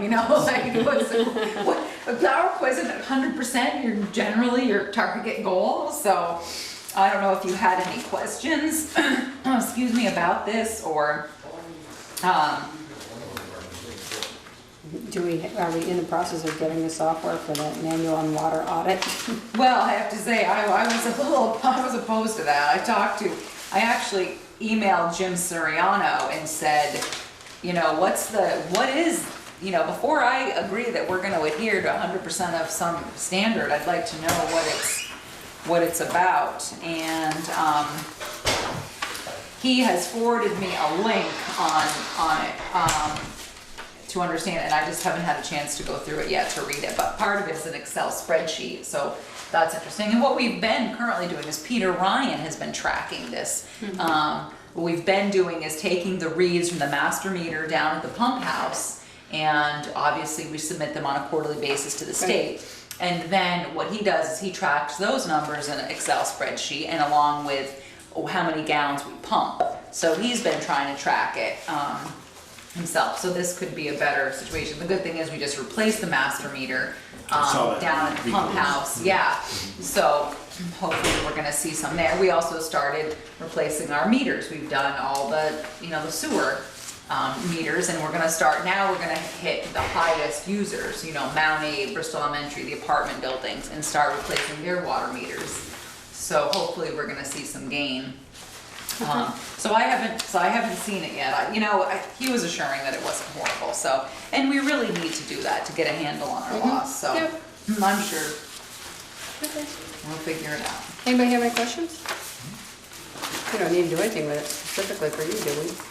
No, just that it was presented to you and that we took your comments and we have an overall, thought about it, that sort of thing. Looks to me like they're doing a good job. Yeah, I think overall we have been doing a good job.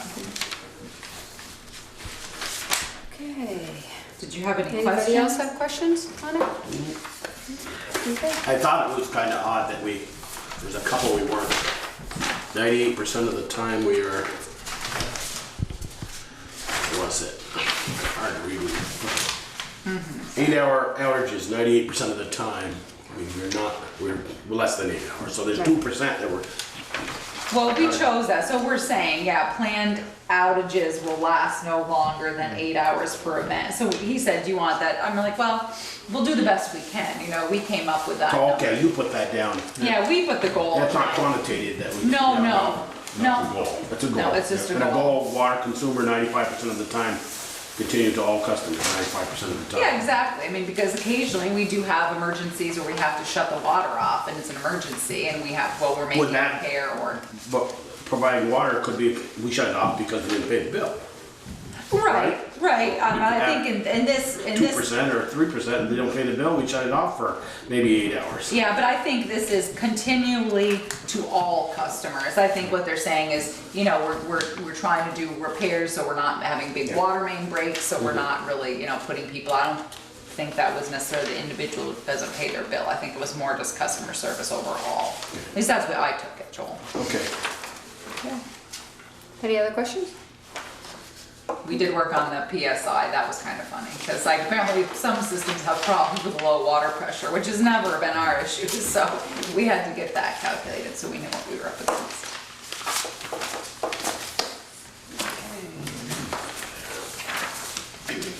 Discussion of planning and presentations for the redevelopment of 32 North Street.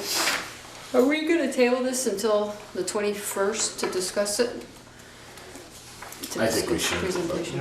I don't know, what is it, well, I guess, before you do that, before someone makes a motion to table, I guess I'm curious as, is there anything that he didn't answer that you want answered? Is there, you know, what, you know, and I think I had said to you that it didn't qualify for executive session, because if you read it, purchasing is not in the, things, purchasing property is not one of the things eligible for executive session, but a contract is. So if you end up saying you want to discuss the contract as far as how you're going to sell it to them and what sort of offer, and if you want to discuss the, that piece of it, that small piece, you could do that in executive session, but everything else is going to be open session.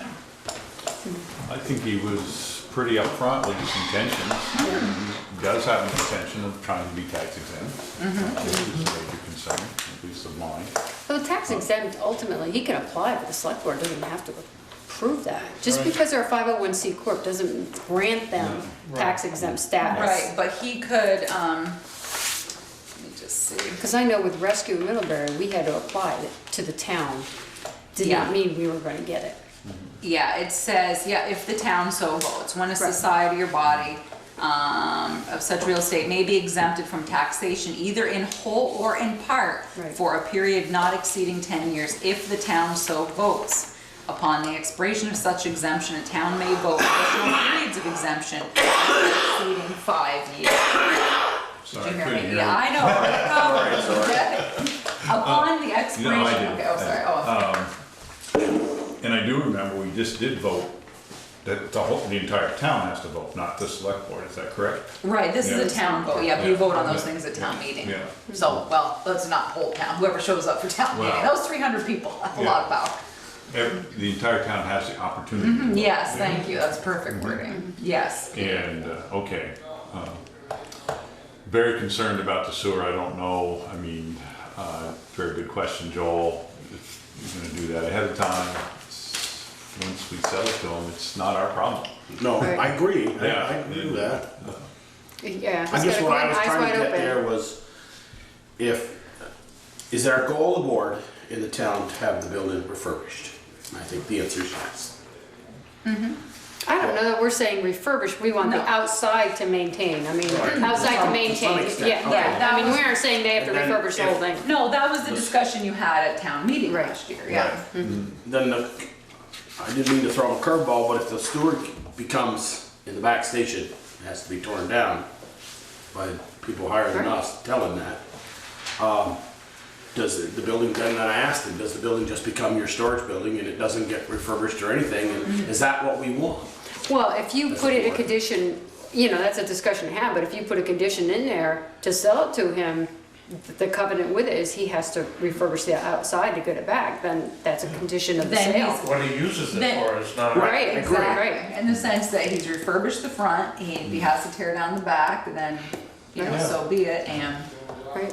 Well, yeah. and but yes, but it's I still. totally agree with him. If he's gonna have any type of a museum, that first floor of the historic building is gonna be pretty small with, if he's got a 10-foot lay, that's gonna take a Right, the whole whole lot. room. And I imagine this equipment is, gotta be really heavy, yeah. obviously, so yeah, so it does make you, you know, I mean, it does seem to be going, and I think Michelle's right, with his eyes wide open, and part of the process that you discussed, and of course it was before Peter and Ted were on the board, that, you know, we developed the packet for the acquisition and redevelopment. Part of it is, you know, was your sale was contingent on, you know, you just wanted to make sure that the building went to, you know, certainly to solicit and consider any and all future uses for the property.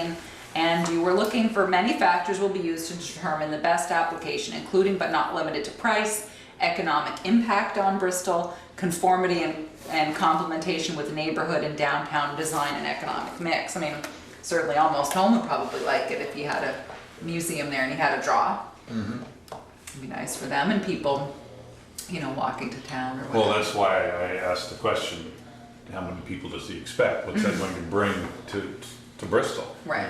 To help other businesses, you know? Yeah. Well, and there's the parking piece too. Well- You know, if he has to Yeah, take down that that was back my- building, he might have room for parking. Well, and we did look at the parking, you know, certainly, and Right. they could use the green, and there is parking on one side of the street up there. And, you know, Ted had asked, or when we were talking about it, was, oh gosh, completely lost my train of thought now, about, holding on to the building. I mean, obviously the power's off, the water's off, but I'm not sure what that gains you by holding on. I mean, this has been advertised, it's been on historic preservation, it's been on, you know, the Extension Service website, and you received 2.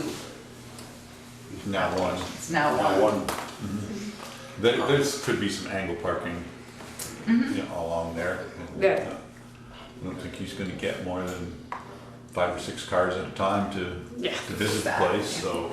Maybe, And there but is parking on Hopefully. that side of the street Yeah. at one, so there is street parking as well up there, because we He's did not gonna air have to use the driveway for Joel, No, vehicles to get in and out. sliding out. No. Yeah. Shelburne Museum. I did, No, no. they did get back to me. You could park right in They'd front love of it, it. but at this time it's not. Not feasible for them.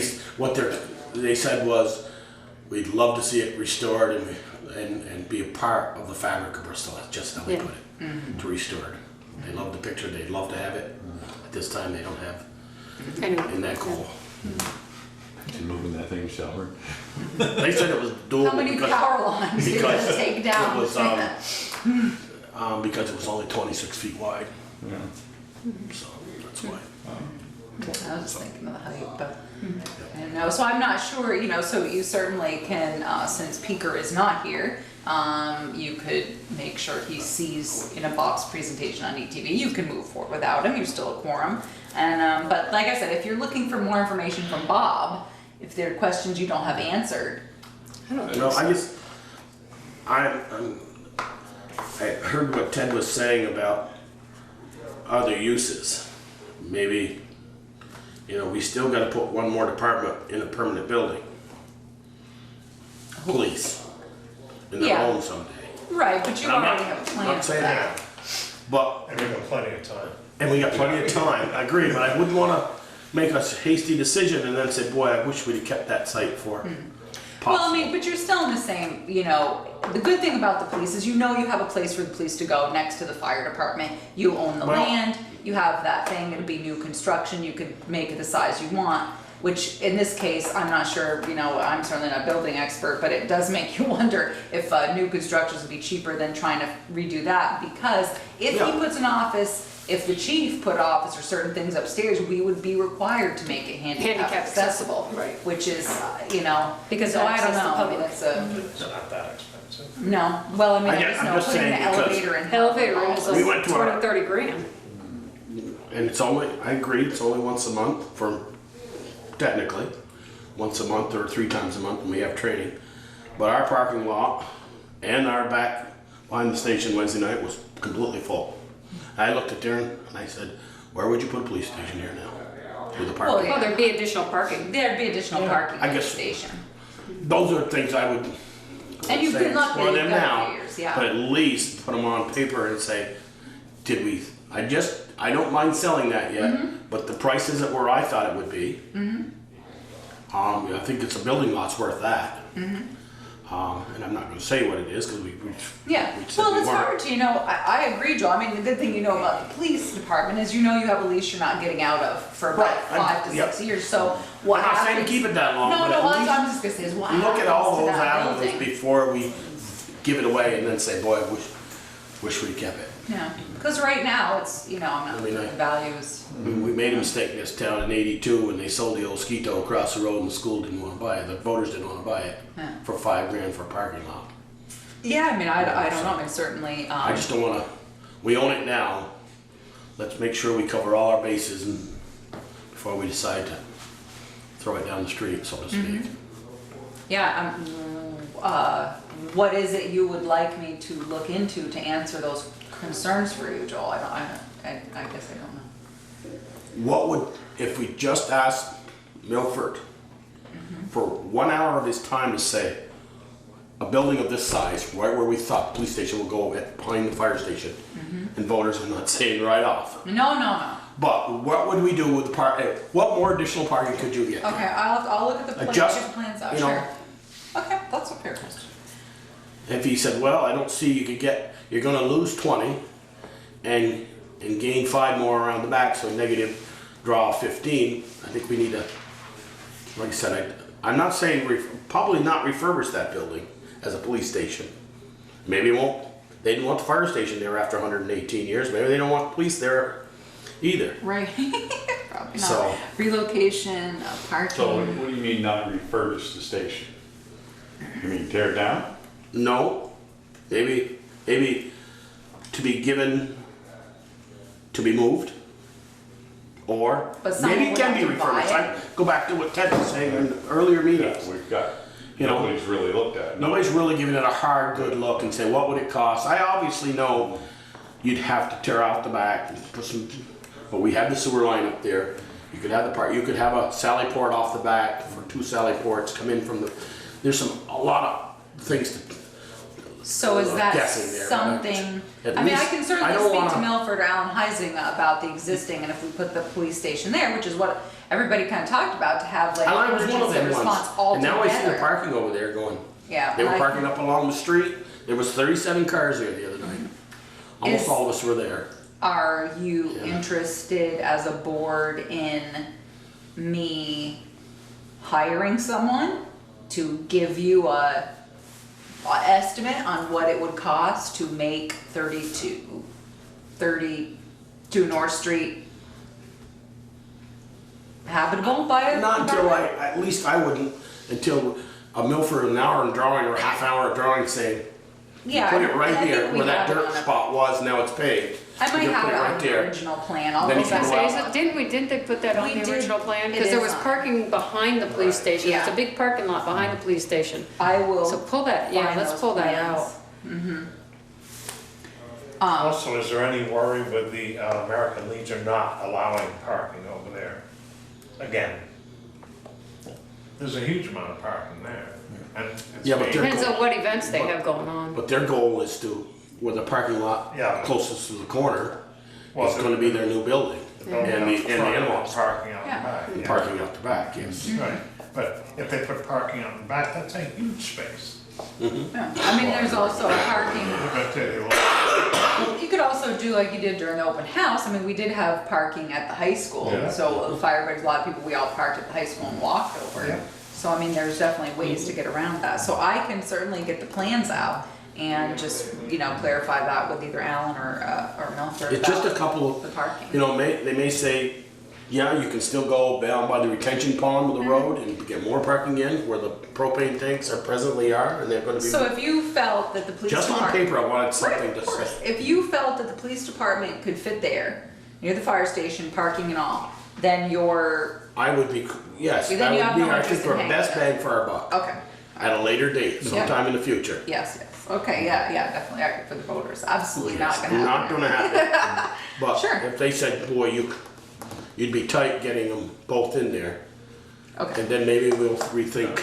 Well, I think. Maybe then we could, what Ted had to say was, we throw numbers around, 500,000, 750. 500 to 800,000. We've thrown those numbers around, right, To refurb, yeah. to refurbish I it. don't know where that came from.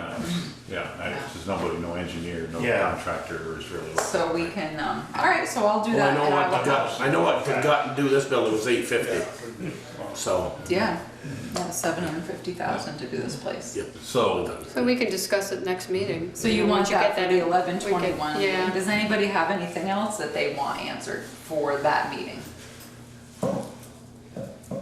no, and Joel, I think the number that we've been given is fairly reasonable with what it's going to cost to bring that up. You say, you're right, you can't buy a building lot, but our intent is to keep that building and have Right. somebody refurbish it.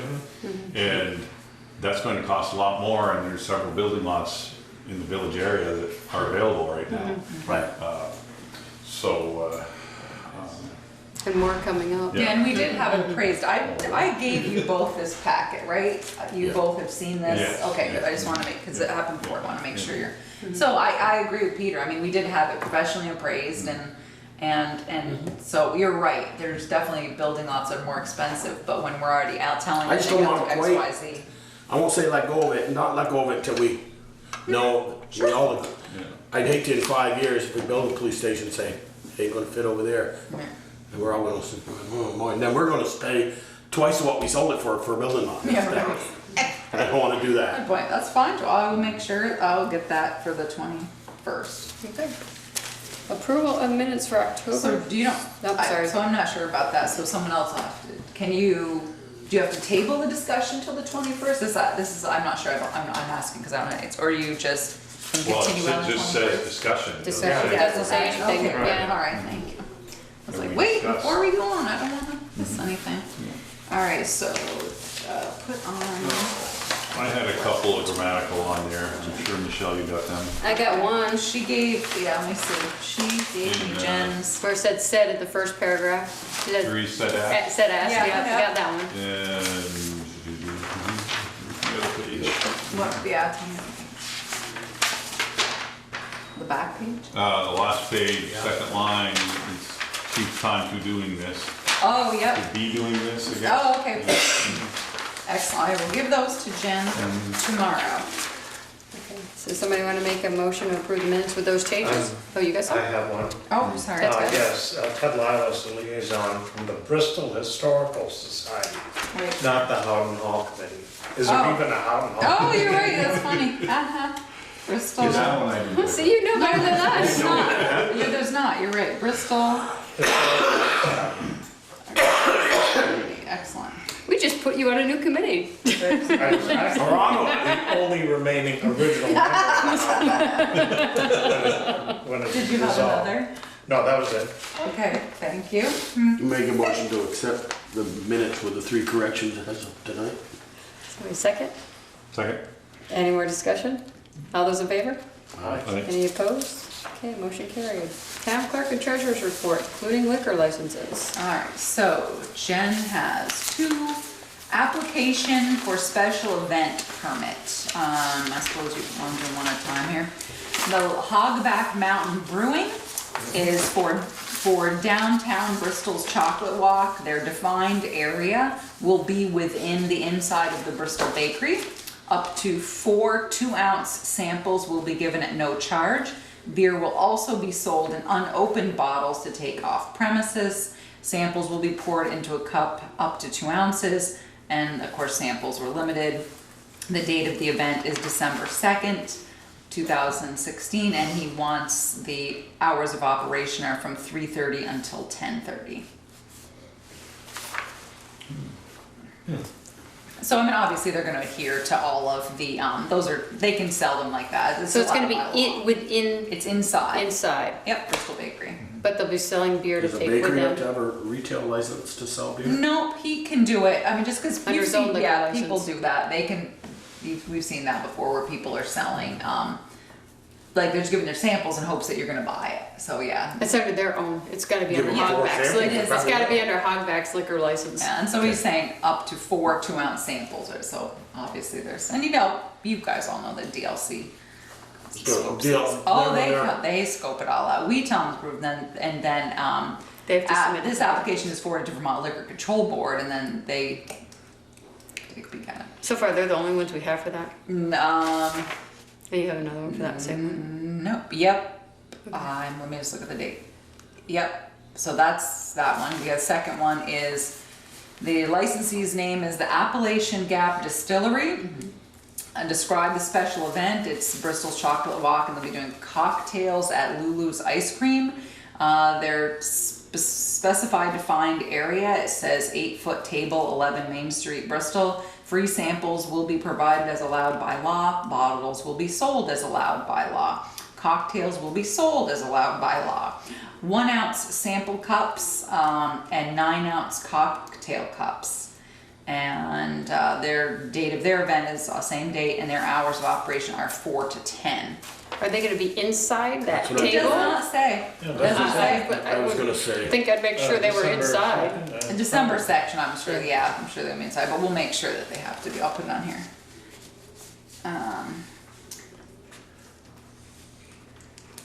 Inside. So those are for the chocolate walk. Well, you wanna take them one at a time, so I'm gonna make a motion? Make a motion to approve the Bobcat, or not the Bobcat, Hogbacks liquor license for the chocolate walk. Second. Any more discussion? All those in favor? Aye. Any opposed? Okay, the second one is, Appalachian Appalachian Gap Gap. Distillery. Go ahead, Joe. Make a motion. That one too. Yeah. with the change. We'll change. Yes. That table That's needs to be inside. inside. Yeah, yeah. Second. Any more discussion? All those in favor? Aye. Aye. Any Aye. opposed? Okay. Anything else, Teresa? Just remember, well, taxes are due today. If you have not yet paid your taxes, you can put them in the outside box up until midnight tonight. And obviously voting tomorrow, presidential election and gubernatorial, and local JPs. And the polls are open 7 a.m. to 7 p.m. And you will be outside at 12:01 to take everything out of Out of it? the box? The police will, Oh, yep. Police will come at 12 midnight, 12:01 over the Police clock. do that, yeah. Okay, we've done the warrant. Any questions on that? That I answered Michelle's and Ted's. Anybody have any questions on those? I had one when, and I like it actually when you sent to us, I looked it over. And then it didn't have a little posted weight on mezzanine, tiles engineering, it said, so I got it answered. Yeah, I tried to put more detail in there, yeah, so it's something that we have to do for, OSHA, so. We've been talking about it a while, the road foreman and I finally decided to get it done. Okay, select board concerns. Joe, start with you. I did see in there, is that the first payment we've made on the bridge? We finally end with the South Street Bridge, and I see it's the people, so. Well, you know what's funny is we're not, and so Peaker had mentioned at one of the meetings saying, hey, why don't we just send him the money, send him some principal payment, and so Jen reached out to the peoples to see if we could do that, and we could, so that's what that is. But we still haven't wrapped that up yet. No, I don't know what it is. I mean, the guy came, they had to do something underneath, especially treat them, as I was talking to Jim LaCroix about it, and that had been done, so I do not know why they're dragging their feet, but we said we budgeted for principal payment and interest, so we made it. I know I go down the river road and every morning, guy sitting in that trailer next to the National Bridge. Yeah. There's the trailer down the other end there. So- He sits in that, I know. day in there every day, I don't know what he's doing, but. So it beats me, Joel, I don't know. And then, the Rockydale water line, do we have a bill on that yet? I don't. I spoke to Chris Acker the other day and said, you're gonna send that in here? And and he said he would, but I haven't seen it yet, so. Okay, that's all. Peter? I'm good. Ted? No, I'm good. Bridge. I do have some, actually, let me ask, I have some questions on the budget. Sure. The Housing Hall debt service, that's the one-time payment. Because it's already at 100%, I'm assuming we make it Yeah, just one payment. once a year, yeah. And the rec club equipment is already at 151%. Yeah. Let me see. Rec department.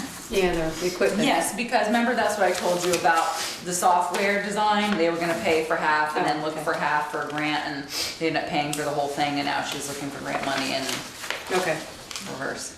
okay.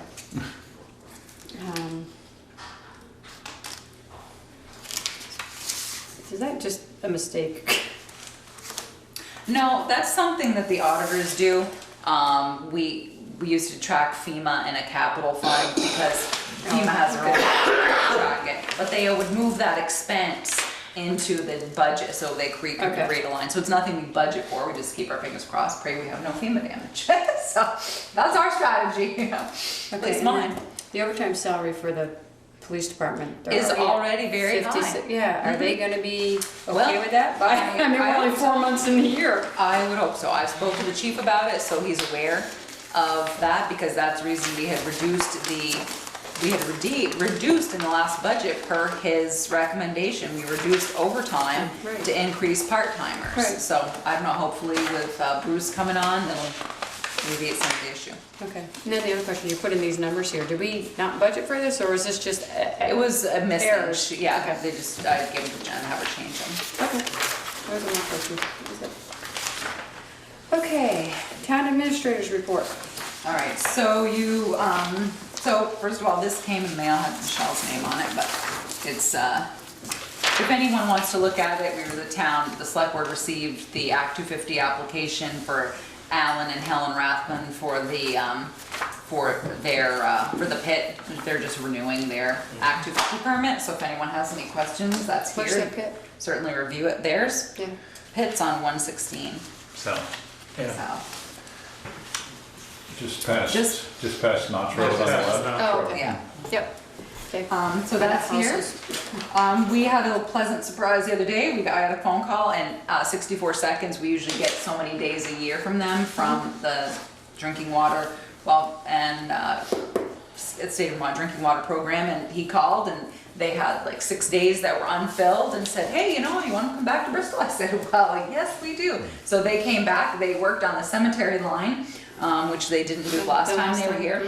So, so they found the cemetery line, a piece of it was working, and then one of the, there's one of the shut-offs is in the woods, and that needs to be cleaned up before they can get on it to turn it on. So they couldn't test the piece from the woods into the cemetery. So that's something that they're gonna do in the spring when they come back. But that was definitely handy to have them come back. We're always very grateful for that. You got the report, 802 Excavating was a low bidder. That's who, as you can see, the Green Mountain Engineering recommended. And that's who we approved the contract for. I had the contract signing with Stephen Heffernan the other day. Stephen Heffernan, Cyrus Marzano from VTUMS, myself, Alan Heisinger, and Justin, I forget his last name, from Green Mountain Engineering met there the other day. We had a meeting Friday morning. So that will be starting tomorrow. There will be a point in which Mountain Street is going to be closed to through traffic, but there'll be a detour there, and they've already contacted Betcha and will obviously speak to rescue and fire. So that work has started. I received an email from a gentleman who is looking to find out a place that he can dump brush in Bristol, and he apparently, as a landscaper, he doesn't want to take it to R&L,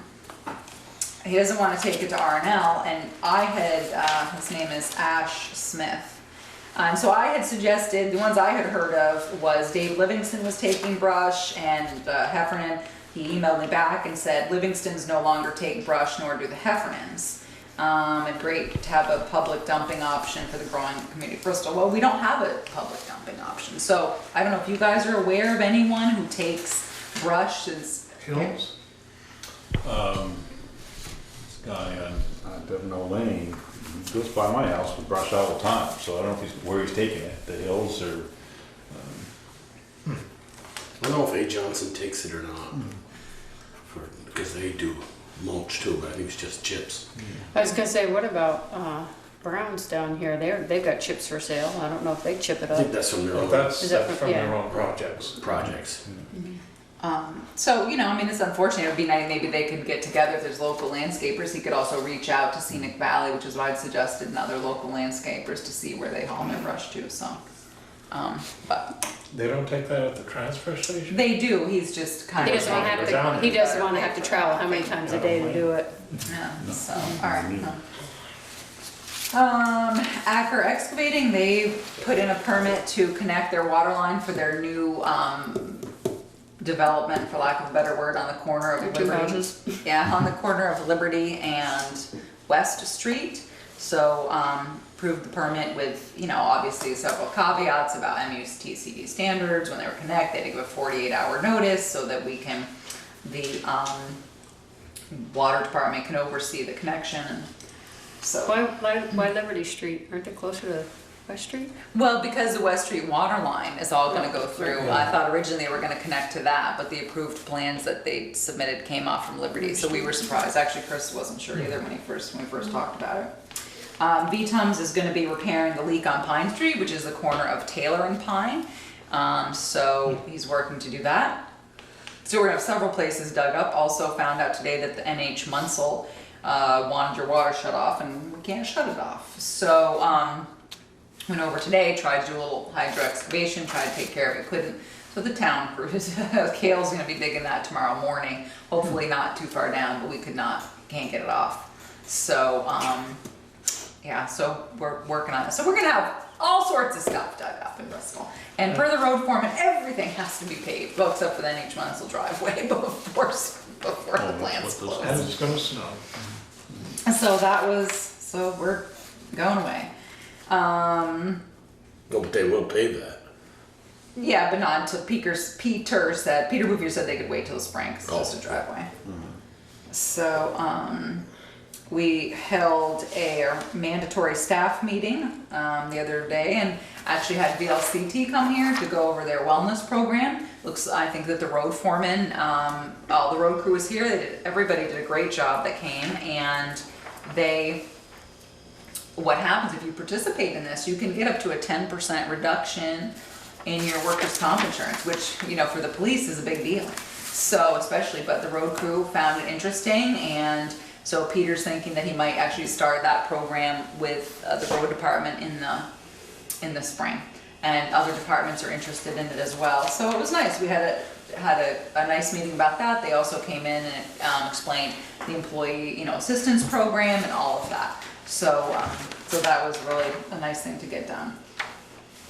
I mailed you all the fire department draft policy manual, and just asking if you could just send us an email or drop it off, give us any comments back by the 13th, which is a Sunday, I realize, but If we need more time, can I let you know? yeah, what worked out really well is I actually like the format. I think that the chief did a great job, took out, which we've done in all the others. No other department has procedures and SOGs and all these other lovely things that you call them.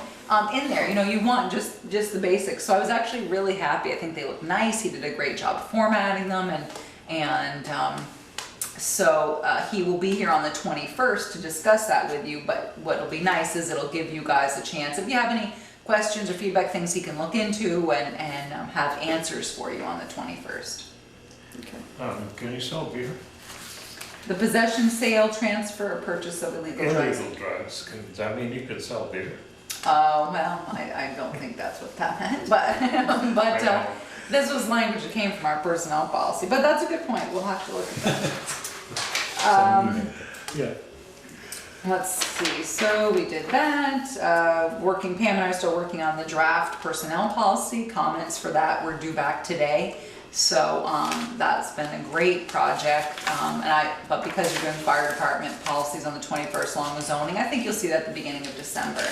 But it obviously went from this really small personnel policy to much thicker because, we took the draft from DLCT, a lot of legal stuff that we had not spelled out before, but I think it's been pretty well received overall by the departments, and it's been great. They've given Pam and I feedback, and so it was good.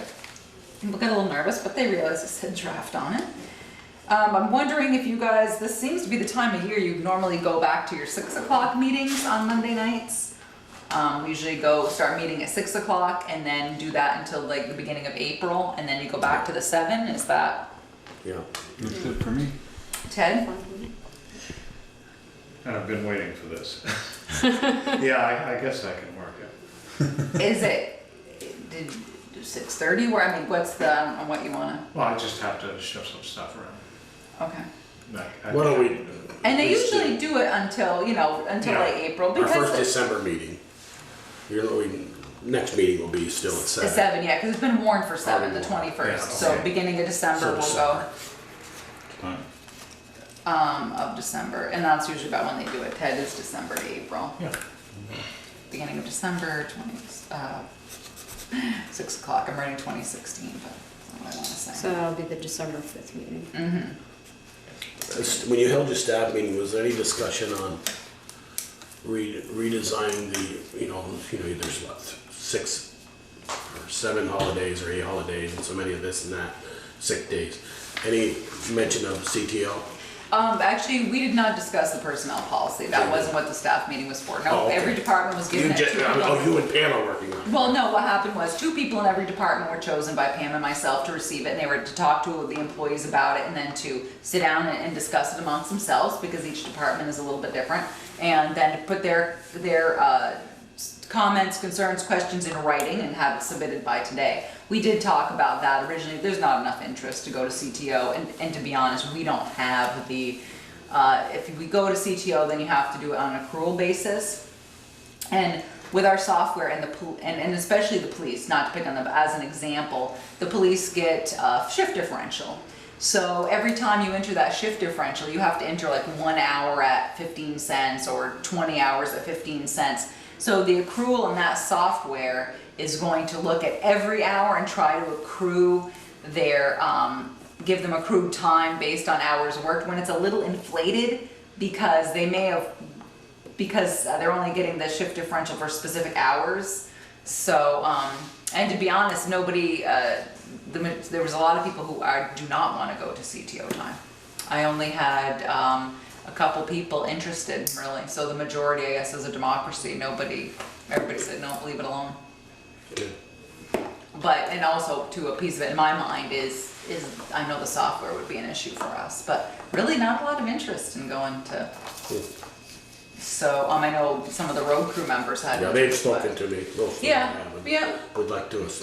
Yeah, but a lot of the people, a lot of the rest of the staff was like, no, not Okay. interested in going that way, so. But it's on our list of things to talk about anyways, so it'll be in there. Tonight, so you have your copy of the new zoning regulations. She did not, Eric did not give you a copy of the new town plan, or the town plan, because it's the same town plan, we're just taking the zoning maps out of it. So, you have her letter encouraging you to, move forward with it as is, and I think she tries to outline any of the discussions that were brought to their attention, any of the concerns and how they've addressed them. And certainly Sue and maybe Eric and other members of the Planning Commission will be here on Monday the 21st for your public hearing.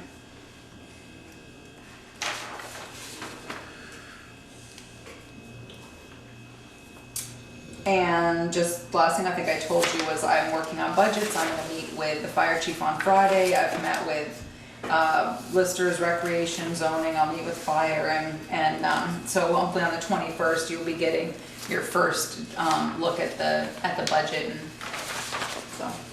You want to try and set that budget meeting next Saturday? Yeah, that would be great.